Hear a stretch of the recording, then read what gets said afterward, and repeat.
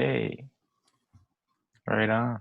It's funny how parents benchmark like how awful their own parents were. Like because their parents were alcoholics, they're allowed to get away with whatever they want that isn't alcoholism or even is just like more functional. Like at least that's what I found from my own parents. Maybe some of you guys have the same. But like, yeah, like my parents were beer drunks and like, I guess spirits drunks, but because they're not whiskey drunks like their parents, it's all fine. Like you're able to have like 3 beers at lunch, just can't have a half a Mickey, which I don't get. But by that logic, like if your dad raped you, like you're fine to beat your kids or have them suck your dick, you just can't penetrate them. What the fuck?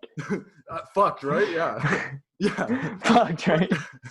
But yeah, like it's just ridiculous. Like what's wrong with a good swig off the whiskey bottle every now and then, you know? Couple dozen beers when you take your kids out to Buffalo Wild Wings or the Pizza Hut. But once they don't stop fighting and you start yelling at your wife and you know, you got to just maybe hit them and keep them in line once in a while. These kids aren't easy to control, but like, oh, when you were out in public with your dad, like he took your pants down and smacked your ass in front of the whole restaurant and you were embarrassed for life. Like, but that's not what you're doing, so it's fine, right? But yeah, you're getting drunk, eating all you can eat wings at the Buffalo Wild Wings. Your navy or red, whatever the fucking sports team's colors on, just covered in dirty sauce because you've got too drunk at this point. And yeah, like the wing crumbs fall, you start to sweat, you start boiling up inside, and like just you can't help yourself. You go back to the liquor, and at that point you probably black out. And if you're a real man, you're gonna tell your wife and kids you're driving home. You're gonna make sure they don't get the keys out of your pocket. You're gonna jump in your Audi station wagon and just like that great scene in Billy Madison. You'll like this is what you're dreaming in your head, but you're really just screaming and yelling at your family. You're driving down the highway. You turn around. You're like, "Hey kids, who rules? O'Doyle rules!" And then you're just screaming the family name. McDonald rules. McCormick rules. As you fucking fly off the cliff. And everything's fine because you were less drunk than your parents were when they raised you. It's fucked. Parents think they can get away with whatever they want, right? And then you've got to just listen to them and respect them. And lots of times you find out they were right for the most part, but how often were they motherfucking wrong? Yeah. But Scariest part about growing up. Exactly. But yeah, welcome to the Rap Drugs Pod live. Rap Drugs Pod, we're all live. We are live.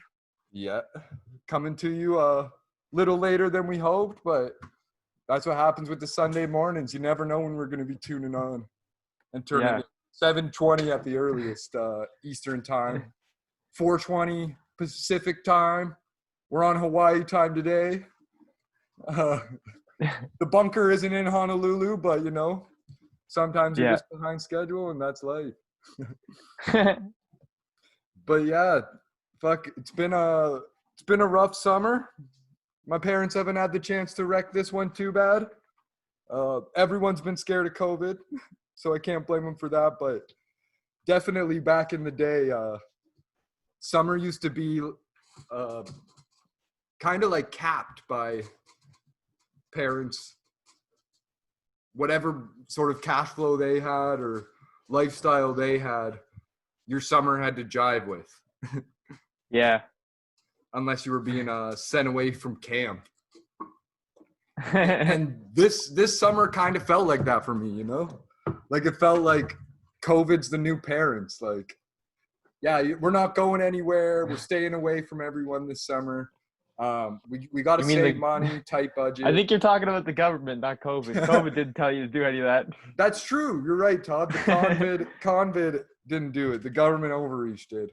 But I'm not saying it's not a good thing to protect those people that are living above the average life expectancy. We want to get that life expectancy up, get that prosperity Yeah. higher. So For sure. fuck you if you're saying COVID's fake, but the severity of it, definitely not that scary. The frequency of it, very scary, which is the problem. But government overreach is an even bigger problem that I think we've identified on this pod before. They usually do it through intelligence, but now they can straight up just tell you to your face, we're watching you. Download this app so we can track you. Yeah. Or whatever the fuck they're doing with it. Maybe they're saying they're not doing that stuff, but Well, they're I don't already know. tracking you. Yeah. I feel like it's just like they have to have a reason to say they knew where you were for them to use this stuff legally. True. Like that's usually the problem. Like through the police, they have to set up these kind of like fake things so that they can pretend like they didn't illegally tap into your stuff. Yeah, you need that search warrant before you can do the wiretap and busting the doors down and shit. Fair enough. But now with the level of intelligence, they just already have that, and they're trying to build a search warrant after. Yeah, exactly. And yeah, speaking of intelligence, I want to talk a little bit about university and some of the lessons I had. The lesson wasn't that intelligent, but yeah, more or less. I'll save the university stories for another time. Like actually, what happened throughout my path there and the perseverance. But I was kind of inspired by the end of summer and how shitty COVID's made this summer to think back on some past summers that were pretty dope. But at the same time, I'm also was reminiscing, listening to Joe Rogan and what was her face? Nikki Glaser. Just saying about going through strife and trials and tribulations, how that makes you stronger as a person. So I definitely agree. And let's get down to business on it, right? Yeah, man. What doesn't kill you makes you stronger. Yeah, exactly. Especially if they cut your drugs with it, or if it's COVID or whatever. Yeah. But yeah, this COVID summer, all of us that have made it through it's made us a lot stronger mentally. Anyone that hasn't made it through it, RIP. Condolences to everyone who's lost a family member either to the disease, to suicide from the government overreach effects of the disease, or just the depression part from, I guess, a lot of people are going to say it was necessary. A lot of people aren't. I'll let the scientists decide in the long run. But the actual scientists, like not the government telling us what the scientists are saying, like the scientists telling us what they're saying. Not Elon Musk telling us what the stats are saying, because I didn't hear him once refer to a doctor or a scientist. Just pure speculation. Yeah, based mostly on his factories. Yeah, exactly. Not saying he's wrong, just saying who knows if he's right. How can you test saying that? He's a racist. Yeah, exactly. Elon Musk hates black people. You heard it here. But yeah, I'm not a racist, or at least like I try not to be, so much so that my first partner in crime was this Indian, I guess, what do you want, international student at University of Windsor. So like, yeah, before I even get into the summer, I'm just going to give a quick backstory on my boy Siddharth. Try to look him up. You can't figure it out. Maybe you can. Good for you. I haven't heard from him in years, so I don't mind using his real name. He's somewhere off in India doing some shit, making money or dead or who knows what. But hunting tigers. Yeah. But yeah, he was. You know how Indians do. Exactly. But yeah, he was this cool ass kid, adult, one of my boys who connected with really early on in first year university. He told me he learned English off of watching South Park. So I'm sure that wasn't the only show he was watching and learning English off of, but he probably means like how people actually speak off of that. But anyways, the first QP I ever bought, me and Sid split on. Oh yeah. Yeah. And yeah, I don't know how much money we made or if we even just made our money back or what, but basically Sid got weed for cheap, and I started learning the ropes of moving the weed around back then. But Nice. yeah, it definitely was pretty nice, and went through the ropes, went through the ringer there. But yeah, at the end of the school year, we were moving into a home. Sid was moving to a home. There was like me and 9 other floor mates that were moving into 2 houses beside each other. But we couldn't move in until May 1st, and we had to leave residence around like April 20th, give or take, 420, blaze it. So yeah, Sid had nowhere to go other than home, but he still needed somewhere to put his stuff. So like, I was like, being the kind guy I am, at least my family had these good values, even if they were the alcoholics in the earlier story. I was like, Sid, I think you can stay at my place. We're only an hour from Windsor. It's kind of fucked up, Chatham, but like, you'll have a spot to stay. You'll have your own bed or whatever. He's like, cool, man. So I checked with my parents. They were cool. We loaded up Sid in the van, and we packed up at uni. We drove off, and yeah, he was basically chilling in the basement at my place in Chatham. We were hanging out for a couple days, and he was doing chores for the fam, helping out there. But early on, we were just gaming and blazing to start. But I had to get a summer job, and that's when I came across Millennium Teleservices of Canada. But yeah, Sid was a dope guy. That's not the end of his story there for sure. Just the beginning, but that was kind of how we became close, was just that QP. And then I don't know, from there, just nothing really went wrong. We weren't still business partners, just split it on a deal back when, but I was like, yeah, move into the pad. So I ended up getting a job at some like telemarketing scam, Millennium Services of Canada.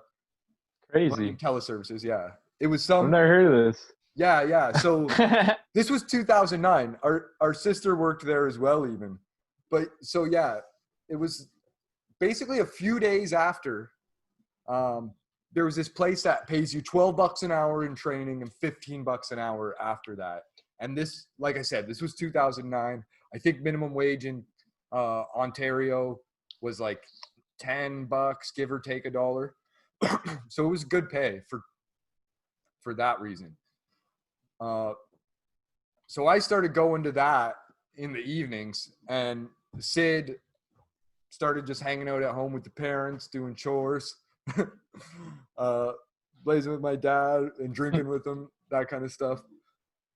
So yeah, the teleservices job was interesting. I think Marnie might have started at the same time as me right away, even because I swear I remember being in training with people I know, and like right away it was like cringy, but I'd never done a phone job before, so I didn't really know any better, didn't know what I was getting myself into. But doing that in the evenings, hanging out with Sid, my buddy Terry around the corner, we would usually hang out at his garage and blaze. So that's where all the business would go down. And by that I mean like that was the spot. Exactly. It was the spot. And then there were times where we'd end up in other places, but like that was where it was all going down. But there was one time, and this is like the last time I really like seriously hung out and chatted with Sid, but we were with another buddy in a van. So we go over to Terry's around the corner. What kind of van? Like a white Get picked up in like just a Dodge Caravan by another one of my 18-year-old buddies who's just like driving around Chatham with a Bong. So like that was basically it. He had like a Bong limo that was a Dodge Caravan. You know how it goes. pulling over at the long-term care homes and smoking in the parking lots there. But yeah, we're ripping a sesh. I don't know if Sid never took a bong toke before or not, but we had been doing buckets in res quite a bit. This bong was a good size though. So buckets or waterfalls or pissers, whatever you call them where you're from. So yeah, the bong. Aqua's out for all you out west. Nice. And yeah, the bong was just some fucking 2-footer or 1.5-foot thing with this skull face on it. So it was like kind of cool, trippy ass thing. We're taking rips. It's pretty decent, pretty hard hitter. And I don't know what happened to Sid, but he like swallowed the smoke and like couldn't breathe for a second almost. And just was like dead, tripping, hacking, nearly puked. He might have even spit up a bit. But I swear that was like the last time I blazed with him that summer. And then like a day or two later, he had to go back to Windsor. But he was so fucking nuts. Like just like crying after he like coughed out and spit out, and then just like couldn't make sense or talk to us anymore. Like I've never seen, but he wasn't like uncontrollable or crying or having a seizure or any, like it was just like that big of a toke that he like hacked himself to a mute. So yeah, that was like the experience of the summer repeatedly though. From there, we got like hard into the bong. So Sid left and went back to Windsor. He was done with it. The Millennium Teleservices kept chugging along. More of the friends kind of joined in. And there was just the sketchiest type of people at this place. Like we used to get like I was saying, we used to take like multiple bong tokes, get a cigar, like smoke a cigar, inhale it, so like had an insane nick buzz, and would go into this place and try to call people for donations for the Police Association of Ontario. So yeah, and like the people that had worked there a long time were definitely some true degenerates. Like they'd wear sunglasses for these 3-hour shifts. They were probably high on meth, pre-Adderall days, so they might have had some Ritalin if they weren't on the meth. And a lot of these guys, they were creatures, man. Like they looked like they lived in the 80s still, a few of them. And there was definitely 1 or 2 that were homeless. Oh yeah. And there was one guy who I don't know what was wrong with him, but I swear he was just like a sober dude, and he was neurotic from this job. Oh yeah. But yeah, basically you just read a script. Hi, it's Jason McDonald calling on behalf of the Police Association of Ontario, and you'd go through a spiel there, and then you'd pitch them for the $60 donation or the $80 or $100 donation if you thought they. So it wasn't interested. Actually the police association though. No, we were doing it for them and getting like 97% of the income or something. It was some pretty fucked up thing. So it's like maybe it's a legit. Like you were supposed to ask for $15 and they were asking for $50. No. It's just that's the cost of doing business, getting the donations. Okay. So it was like that kind of scam. Yeah. But yeah, so there'd be like rebuttal you had to do, and like the more you did rebuttaling, the better you got at the job, because it was just about getting these packets out to people, and you'd hope they send it back once they got it in the mail. Yeah. So yeah, definitely was a good way to break out of your skin and get uncomfortable. But there was some people who were just like never comfortable, constantly questioning themselves. And usually a lot of people self-medicated to get through that. Yeah. But this guy who didn't, he was literally like, you could he'd freak out at the drop of a hat. Like, you'd cough walking behind him, and he'd, like, spaz out and be like, you fucking idiot, you lost me a fucking sale, you motherfucker. Like, just Just one some of those Wolf of Wall types. Street shit. Yeah, except we were, like, not getting it. There was no commission. Everyone was broke, though. Yeah, like, I literally... You were only getting an hourly rate anyways. Yeah, exactly. I literally got fired from this job because I sucked, and they're like, you can come back in 30 days. I came back in 30 days, and I started hitting my targets before, like, I got fired again. So it was literally like a revolving door where they're like, come back if you feel like it. Yeah. Like, it was just They don't even crazy. care. Like, I don't know why these people were stressed. Yeah. You could have got a month off on unemployment. That's just how people are. Yeah. Like, they just don't want to be unsuccessful. That's all they had, man. Yeah, exactly. If they got fired even for that month, it would be the worst month. Yeah, exactly. Like, oh my God, I can't scam people for the police association for another month. Like, all of a sudden they come back and they're jogging every day, or they're vegan now. Yeah, exactly. Life changes happen in that month. That would be the thing. If they left, like, they'd never come back, I hope. Yeah, like, get a probably. job somewhere else. You'd hope so, yeah. Yeah, that was the thing. Like, we were such degenerates, we couldn't get jobs elsewhere. Like, I did have another job that summer. It was doing corn detasselling.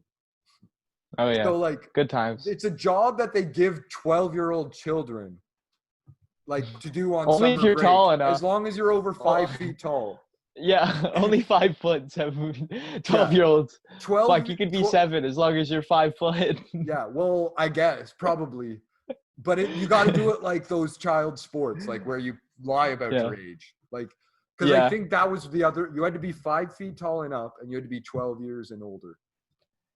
So, like, yeah, when I was 12, I wasn't tall enough, so I couldn't do it that summer. But the next summer, I got into the corn, and then this had been about 5 years later. So I've been doing it on and off each summer. I had different summer jobs, but I'd always, like, pick up the corn because it was a good way to just, like, stack some cash, like get some full-time hours, and then you could work after in the evenings. Yeah. So yeah, that was just fucking how you got by. In Chatham. In Chatham, if you needed money, jobs. You wanted something, you hit that cornfield. Yeah, exactly. There was no overtime gigs. Like, yeah, I couldn't imagine. Oh, you want overtime? I can give you more hours for the same pay. Yeah. Oh, yeah, exactly. But that's the thing. Like, Chatham's such sort of a waste case town. Yeah. Well, that's why it's got such a leaving problem. Everybody leaving. Oh, fuck time. Most people that work jobs that pay you, like teachers and nurses, like, they drive in from outside of town. Yeah. Whether it's like from 10 minutes away, 5 minutes away, or like 50 minutes away, like, just, it's not an ideal place to live. And Millennium Teleservices thrive there for a reason. Well, now it's the Chrysler call center.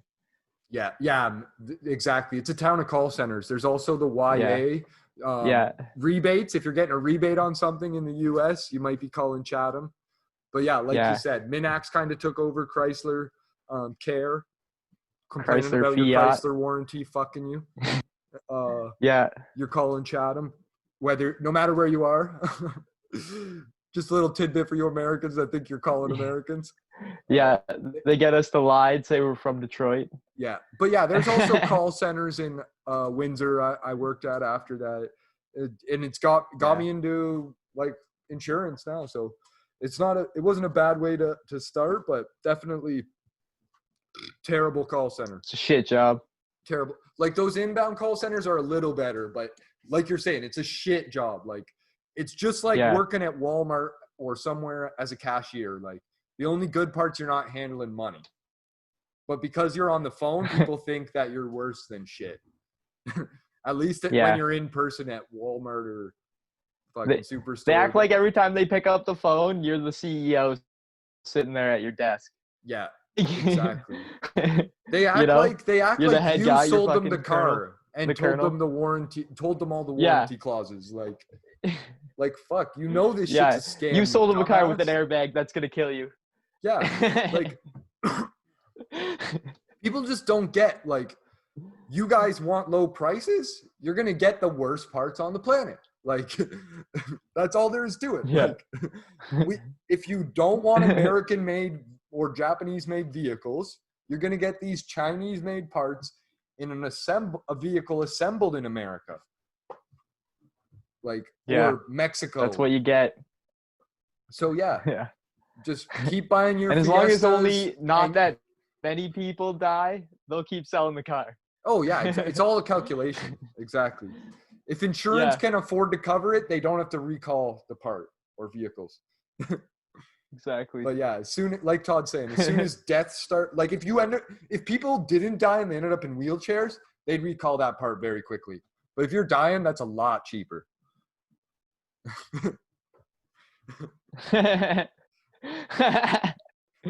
So like they almost would rather it go that way. So Pretty that's why much. they do those crash tests. It's like, do they That's die why or car just get companies hurt? are the worst. Oh yeah, Yeah. exactly. But if you can't beat them, join them. So, but yeah, they definitely. That's the one sad part though. Is like Southwestern Ontario and Detroit, like where was built on car manufacturing. Now we're built on frigging getting paid minimum wage to service. It's a service economy. Problem for the ages. But for sure, man. It's going to be a homeless economy. Yeah, exactly. A charity economy. Charity economy. All these social enterprises. After these robots replace the service industry. Yeah.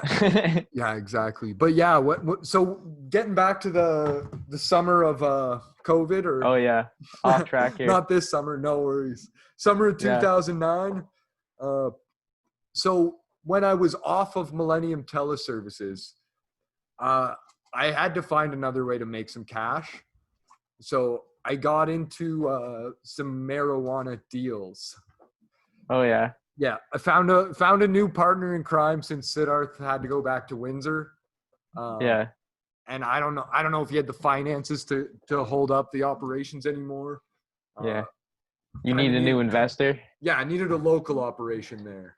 Yeah. So got a partner in crime.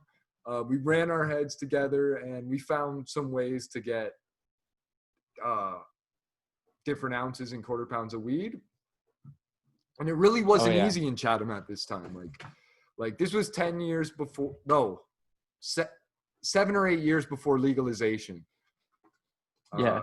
So, and the weirdest thing too was like, it wasn't hard to get bud. It was just like to find a local source in Chatham was inconvenient. Like I had been using the internet at that point to purchase marijuana from BC. And I also had not at that point, I didn't have connections outside of the internet in BC yet, but just using the internet at that point for BC weed. But we were like, oh yeah, let's get a better deal here in town. And that can get you into trouble very quickly. Like, yeah. I think I watched Scarface like once before that. And I'm like, yeah, that's what I want to do. Except maybe like not get cut up with a chainsaw. So no one will do that over marijuana, I watched right? Breaking Bad. Nice. Breaking Bad's good too. But yeah, exactly. Yeah. Breaking Bad's like Scarface television show, like just madmen who makes you want to be a drug dealer. Yeah, just madmen who are bossing up. Yeah. But so yeah, I really wanted to fulfill that dream of mine. You know, I loved rap music, so that was another aspiration. And yeah, got into the marijuana sales with a new partner in crime.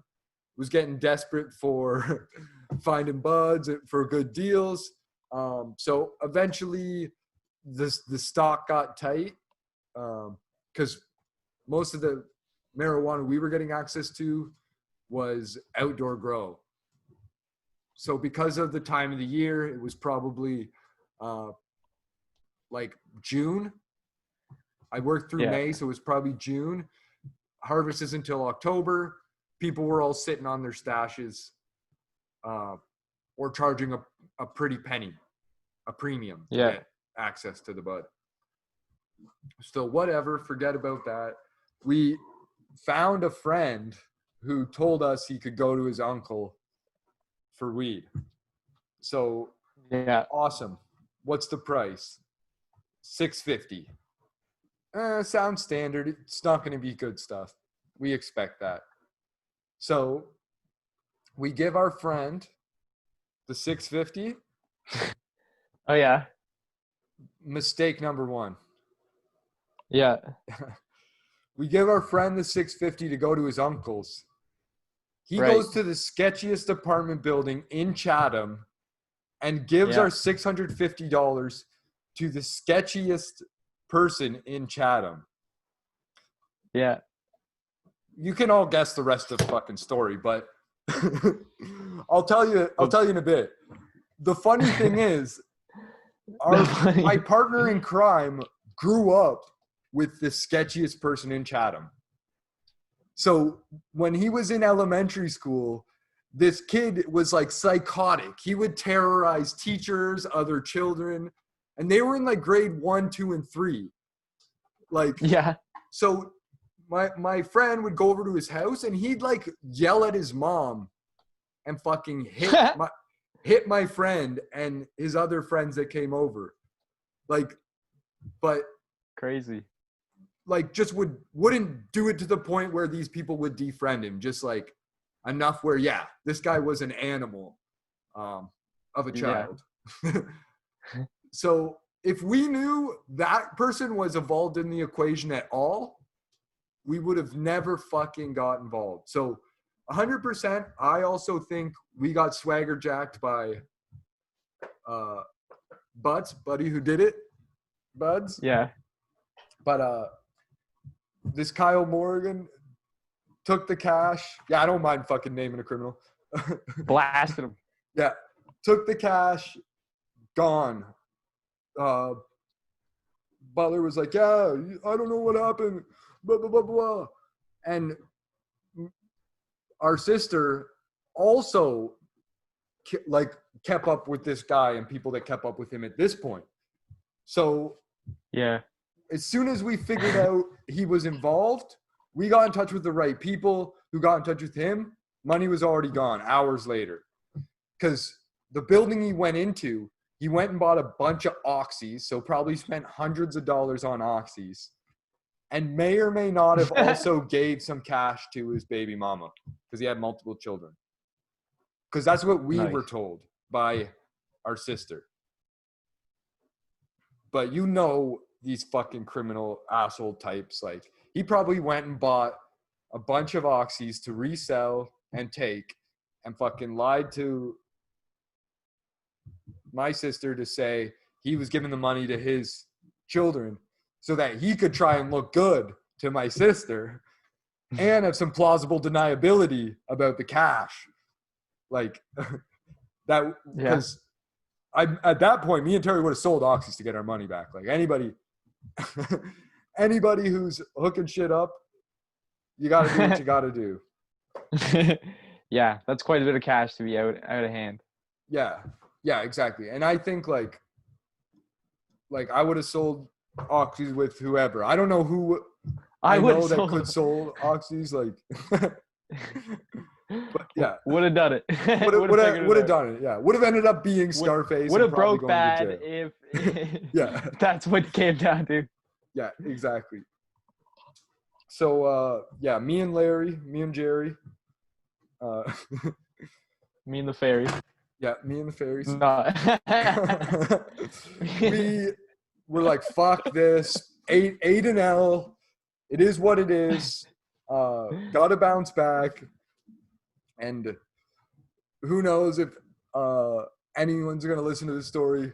People listening might figure out what exactly went down, but we found some weed for free at that point. So yeah. So yeah, I'm not gonna reveal too much behind the rest of that story because that can get me into some serious trouble.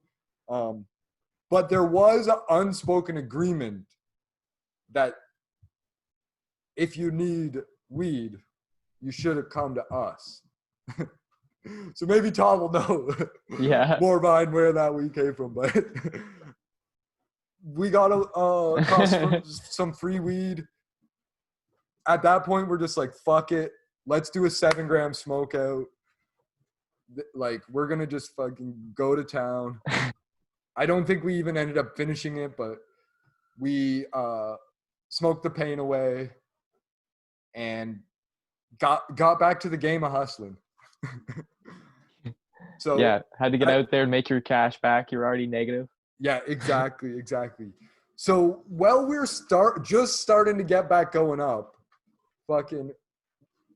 we have a party at Boiz Tent, just around the corner from our place there. And my buddy Terry's. And who the fuck shows up but Morgan. So Morgan shows up with a crew of people.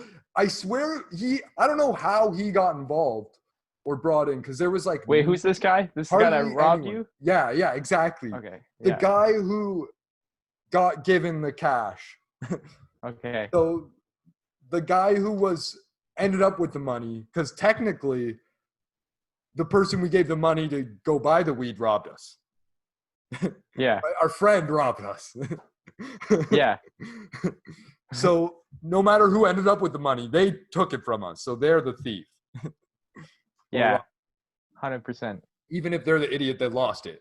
So yeah, that happens.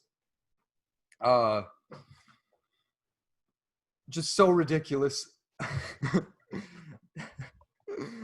He comes in and comes through. He wants to apologize. We're like partying, getting fucked up, getting drunk. We don't want to hear this shit. So my partner in crime's like, fuck off, man. I don't want to hear it. Like, it happens, but don't try to apologize. Yeah. Like, and he's all like, oh man, like if I knew whose money I was taking, it wouldn't have happened, man. Like, I can hook you up, man. Like, I don't know if he's just trying to scam us a second time or if he actually was apologizing. Yeah. So yeah, my partner in crime doesn't want to hear it. Tells him like, yeah, dude, just get you the just fuck gotta be out like, of here. yo, you gotta hook me up with fucking a quarter pound or however much you were buying. I can't remember. Partner in crime says, yeah, exactly. I think we start saying shit like that. He says he can't do it. So my partner's like, just get the fuck out of here then. And then Boiz Tent, buddy, whose place it is, starts telling him same shit. Like, just leave, man. So nobody wants these guys here before they even start talking to us.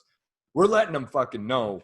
And I don't know what he expected. Some sort of like, oh, it's okay, man. Or like, us to give him more cash or something. Like, there was no peace offering, just an apology. Yeah. So when he's leaving, and I feel bad for buddy having Boiz Tent, it gets deck gets smashed, like kicked in. What gets one of smashed? the pieces of wood, the deck. So like, okay. On their way out, they fuck us again, kicking the deck.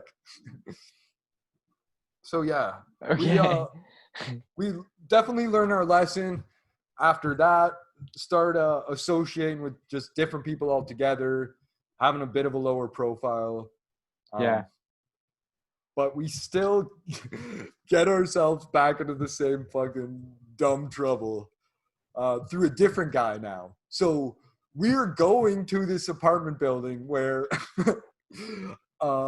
our friend got robbed of the money he robbed from us. And we're buying weed at this sketchy ass guy's place. So this guy might even be dead now for all I know. But like, he was a young 17 or 18-year-old who had like emancipated from his parents because they were so fucked up. And he was just like anything goes at this guy's place. I hear like lots of psychedelics went down. They were usually doing Valium and Oxys and any opioids they could get their hands on, and like reselling weed out of his place. So like a few times we went there, got an O, got 2 O's, got an O.5. We were looking for a QP. Same kind of thing. Vinsha takes us to this house. He has us hold some shit for him, collateral. Well, he like a cell phone and an iPod or some shit. Well, he goes in and buys. So like, still dumb, because the cell phone and the iPod, we could get told we robbed him. First generation. The police could go and tell us. He could go tell the police we robbed him. And used values much lower than the money we were giving him. So we ended up getting buds a few times this way. So we started falling back into our old trustworthy ways. So I'm out of the operation at this point. I'm back at Millennium doing the double shift. And then I get into the corn, doing the evenings at Millennium, corn in the daytime. You think those would be the best places to sell? It was. That was the best place to sell. It was, the problem was securing something to sell. Oh, yeah. So, I was doing corn full time, Millennium in the evening, and usually having a session night with the boys at Boiz Tent. So my partner in crime's taking care of business and pickups at this point. Because we're getting deeper in Boiz Tent's a success, so my partner in crime's able to maneuver it, because the Boiz Tent owner didn't mind us doing it there. Didn't mind us cutting their grass or whatever you want to call it. So we were there. I was working. He was doing the thing, another pickup. This time we split with somebody on a pickup. So we have 650, they have 650, or maybe it was a little less, because we're like, oh, we can get a half fee for 1,100 or whatever it was. Different apartment building. My friend gives money to a guy, never to be seen again. So the same thing happens to us over again. My partner in crime just got comfortable, and I got comfortable, and now we're out something, and we're out someone else's money too. So at that point, we had made enough money where it wasn't like too huge of a setback. We could get back into it without cover your losses. Not quite. We could partially cover our losses. Without going back to the source of free buds. That wasn't free for whoever got them, but was free for me. So we didn't want to be doing the same thing that was happening to us over and over again on a smaller scale.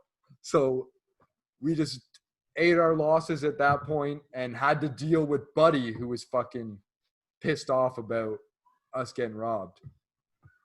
And we're like, hey man, we got receipts. Like, here's who it is. Here's what happened. Like, go be pissed off at this guy, not us.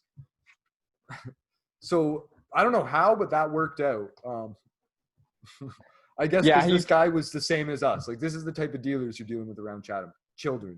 High school kids. Dumbasses. So we were in university. I think the other guy was in high school. People get robbed and they just have a conversation about it after. Exactly. Exactly. So we never got hurt or beat up or anything over that, which is pretty wild. But at that point, we were deep in the summer. We were doing our damn thing. We were stacking some checks from working at Millennium and corn. We were putting cash away from the business, the side business, the partners in crime. And then this wouldn't be the last time the summer involved a robbery. And I don't even know, I guess a thievery, I should say. No one ever got robbed, like held up.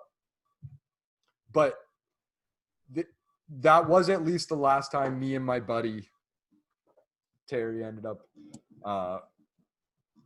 being involved in any sort of situations. Actually, no. The other thing was still Terry. But me and my partner in crime, that was the last, like, we ended up being involved in any sort of getting our money taken away. But Terry had a friend come down to the Boiz Tent, and this guy met somebody on the train. And this guy had also been under house arrest for having a half pound in his car. When he got pulled over. So this guy met somebody on the train. He was showing him the hash he had with him. Buddy was showing him the buds he had with him. he gets to Boiz Tent, talking to my partner in crime, Terry, me, a few other guys there, telling us about the story. I don't think he had the guy's name, or maybe he did, and it wasn't correct. But Yeah. he was like, let's do a swap. Because I guess the buds were half decent. Swap the buds for the hash. The hash was total garbage. Yeah. So Yeah. he has this genius plan. Oh, yeah, let's do it in McDonald's. Like, so he's meeting a stranger that he met on the train to swap buds for hash in McDonald's in Chatham, where we got fucking robbed blind or thieveried blind twice in one summer. We don't think to say this is a bad idea. But so he gets a ride to McDonald's. They meet in the middle. He grabs a grocery bag. Buddy grabs a potato chip bag from him, which is like, this is sketchy to me. This is sketchier than jumping into a car in the parking lot and showing each other what you got, which is like standard. You got to see the goods. That's number one in any situation. Or you have a gun, like one or the other. So you see the goods, you know it's legit, you go from there. These guys didn't see anything, just swap bags. Starts heading back to our place. They realize they have fucking paper balls and lawn grass inside of a muscle shirt in a few grocery bags. And now Buddy's out a cupia hash. So yeah. At this point, you're like, you'd think to cut your losses. You've been duped. But he has this genius idea to keep texting the guy who duped him. And he's like, fuck you, man. I'll fucking fight you. I'll fucking kill you. This and that. Like, meet me at this place and we'll fucking fight. Meet me at this place. Yeah. And like, he thinks he's going to jump this guy, meeting him at this is Larry arena in a town he's not from. Yeah, this is Buddy who came from out of town, Larry. My partner in crime and Gary were just like supporting him. Like, just like the Boiz Tent was like, yeah, we're all riled up over it too. No, and the funny thing is, the guy who robbed us or thieveried, Larry, our friend, of course not using real names. The out-of-towner. Yeah, the out-of-towner. He starts describing everything that happened. And another buddy at Boiz Tent was like, oh, I know that guy. It's Wheeler. Real name. Again, we did. I will oust any criminal. Oh, it's Steve Wheeler. Yeah. So, like, this guy who fucked us over was known. And that was why we're like, oh, we know who you are. Like, fuck you. He's thinking he's going to get him to meet at the arena because he knows who he is. Never happens. Nothing happens. Nothing comes of it. Out again. Yeah. And we feel bad. So you go to his house, right? With we start flipping hash. No, that doesn't even happen. That never happened. I don't know why we didn't. We should have. Like, that should have happened. No. But the reason it didn't was because no one wanted to tell us where this guy was at. Because I think he was actually like a criminal. Like, actually could have fucking shot at us with a BB gun or fucking he would have done something stupid. These people robbing you are dummies. Yeah, exactly. They're dumber than you, so you don't want to fuck with them. They're not business associates. They're Donald Trumps of business. Yeah. Exactly. So those are not the type of folks you want to fuck every with. Business every fucking what's it called, interaction, every business interaction is just a scam. Yeah, exactly. They've never actually even sold anything. Yeah. The weed they sold us didn't even have THC. But yeah. It was a bag of grass. It is what it is. 3 times the charm. I had luckily I've never been thieveried since that I know of and aware of. One time I did lose a lot of stuff when I went into a drug-induced psychosis, but I'll get into that another time. But yeah, that summer was great. Learned a lot, cost a lot of money getting that learning. At the end of the summer, to cap it off, we did a few bud mail orders. So the first one that came through was legit, a site called budbuddy.ca. I don't know if it's still around or not. But yeah, it was dope. Quality came through. Me and a few friends split on some order, and being the dumbass I am, I got it sent to my parents' house because they're stoners and drunks. Like, I didn't think they'd even notice, let alone care. But somehow they this is your first buy online? yeah. So somehow okay. they got the express post package and we're like, oh, you got a package from BC. What's that about? Yeah. So I showed them and told them, and they're like, oh, don't do that again, man. That's dangerous. Like, so that at that point, paranoid, both of my parents, I think. and then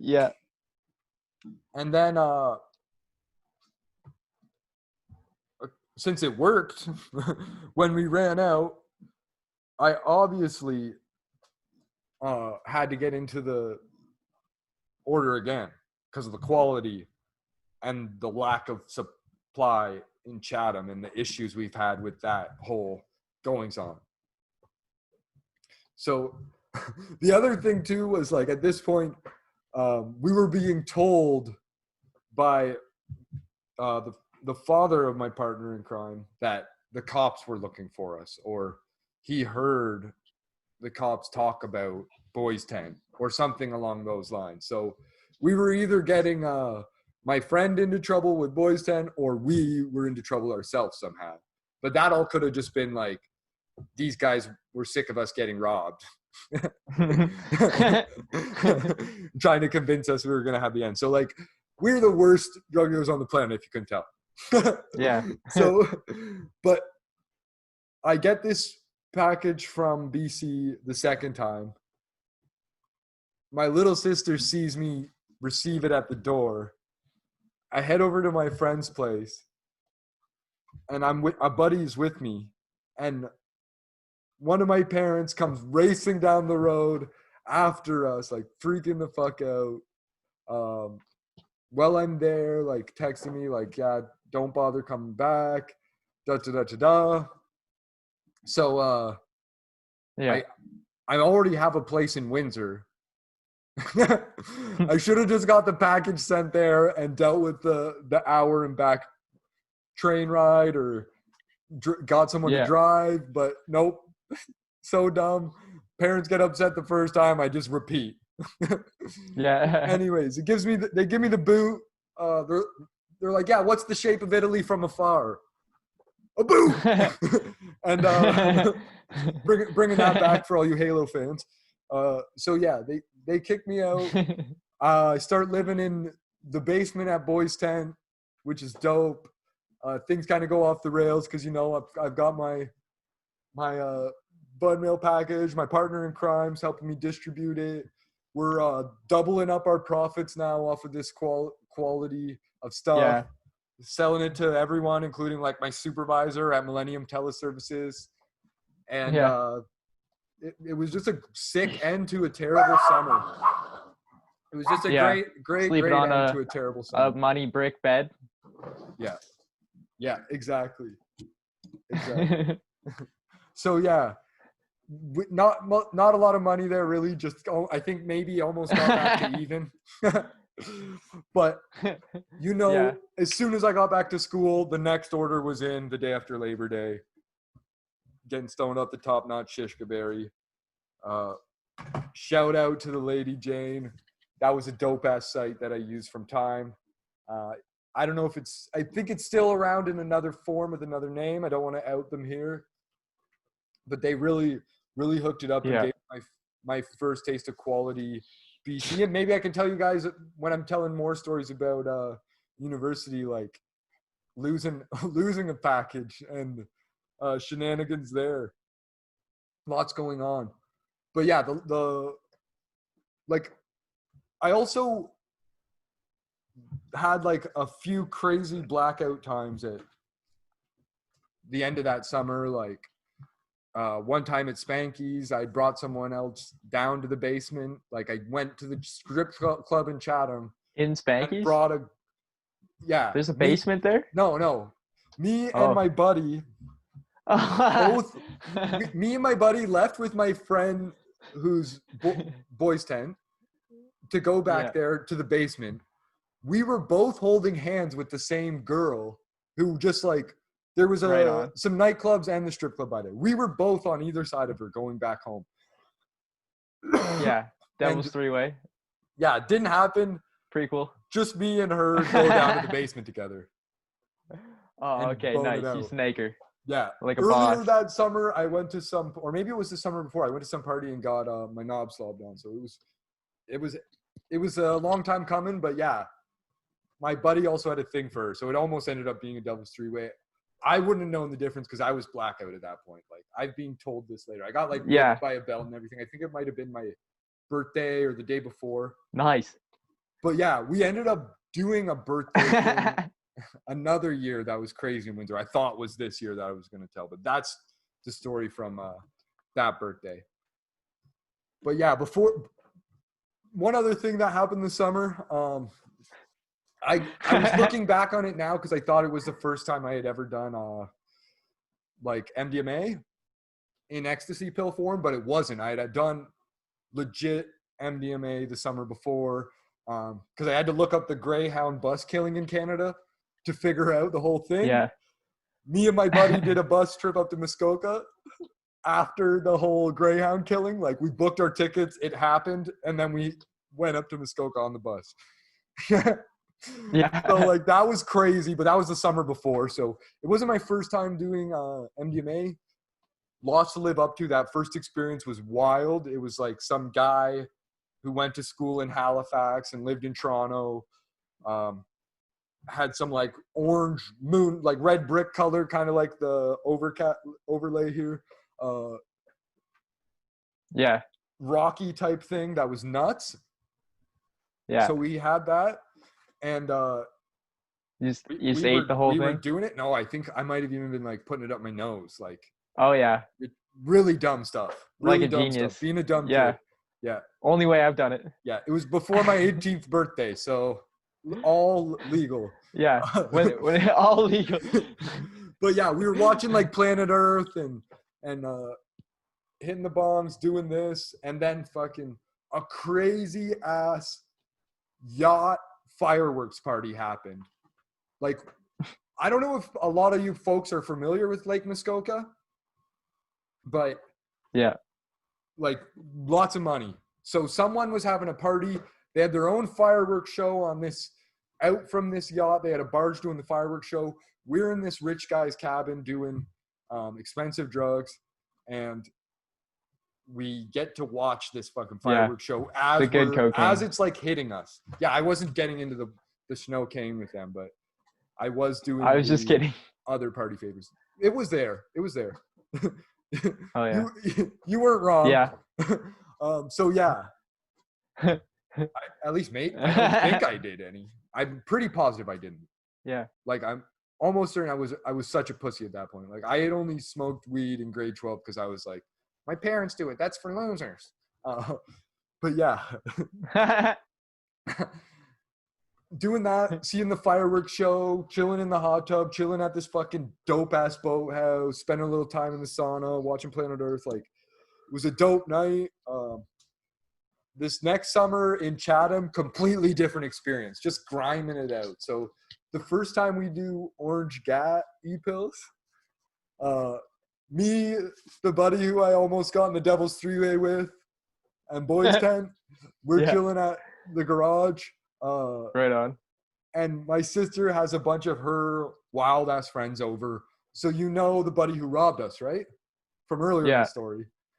Yeah. He, like, associates of his, not him, he's not there, but associates of his are at our place getting fucked up, getting lit. Nice. Probably doing the same drugs we were doing in Muskoka.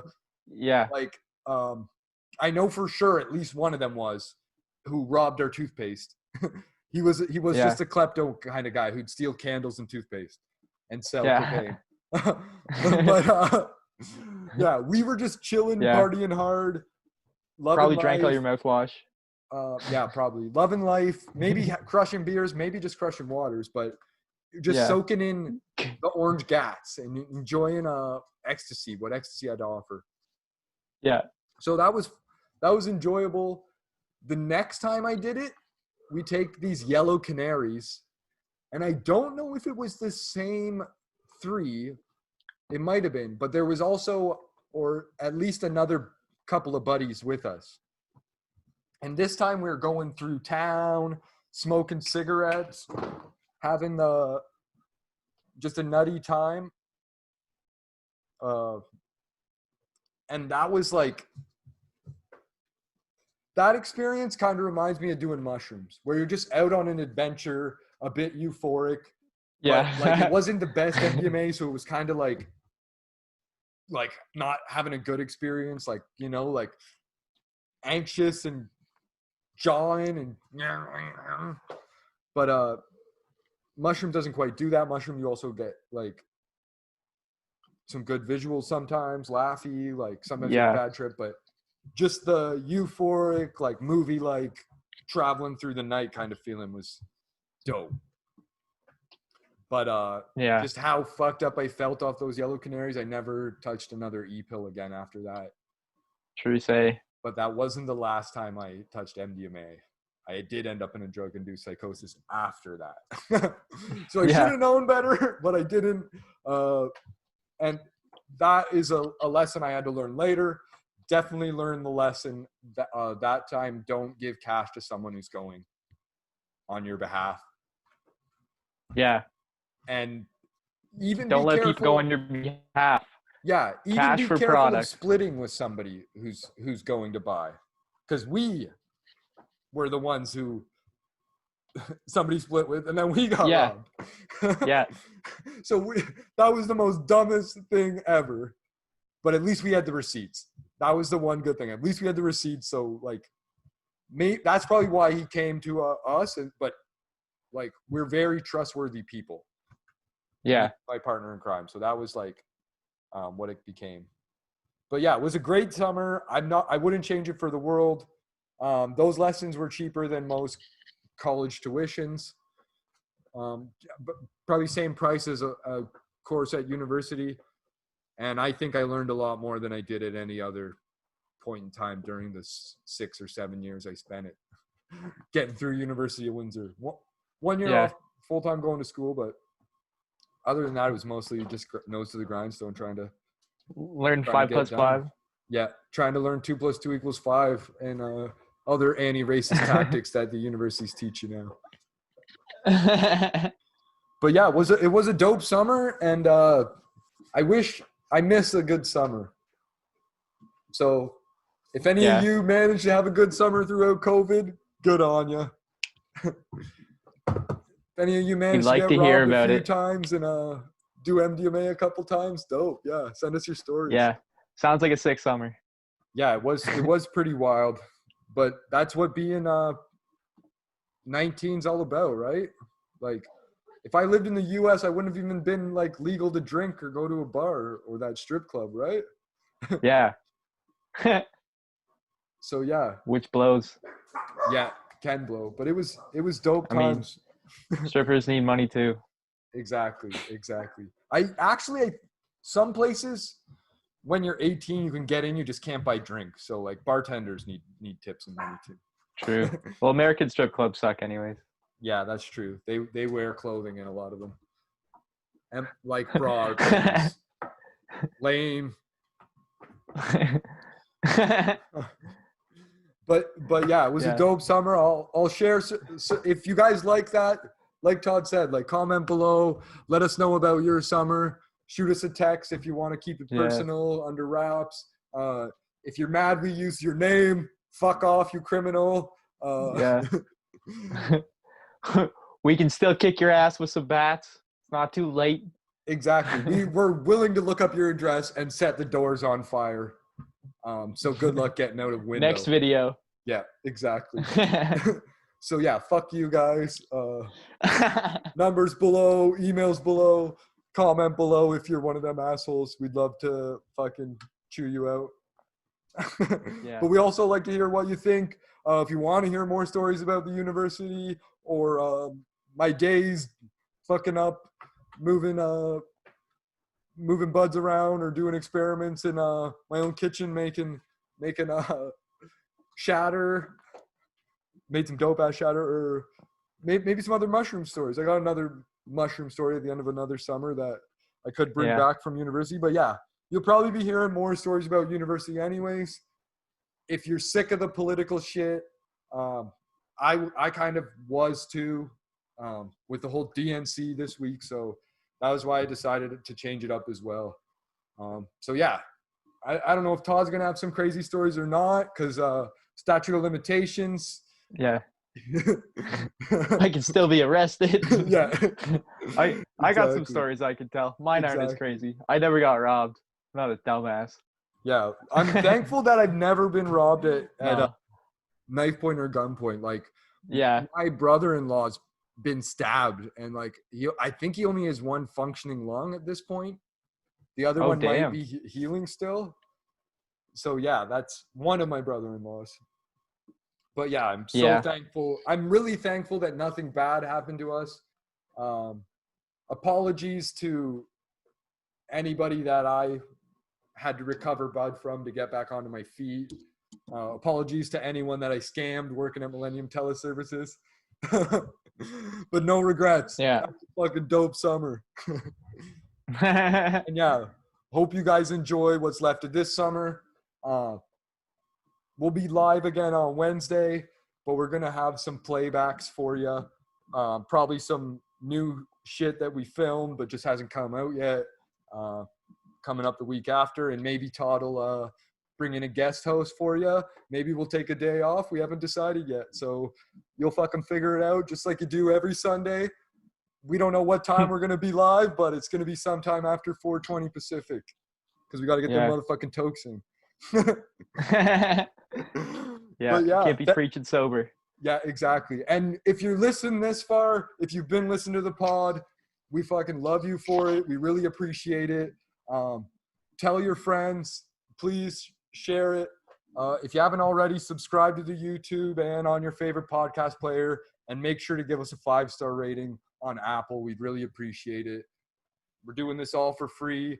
There's no open mics where we're at. So this is the only way we can really get our message out to the world and get some feedback. So we'd love if you share it. Even if you hate it, we want to hear why. So we can get let us know which parts you thought were where Jason was being the funniest. Yeah, let us know where we suck. Let us know where we're funny. Or just don't and watch it and share it, and donate to the paypal.me/rapdrugspod if you want to see better quality stuff. More cool shit like the joint or Todd's background. We've been working hard on improving it each episode like we promised. And more shirts to come. teesprings.com/store/rapdrugs.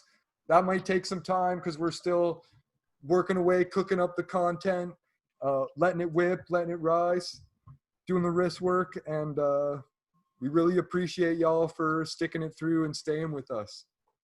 Yeah. Numbers. Love you all, Cartel fam. Putting numbers up. Putting numbers up. Oh, yeah. Bong Toke Productions.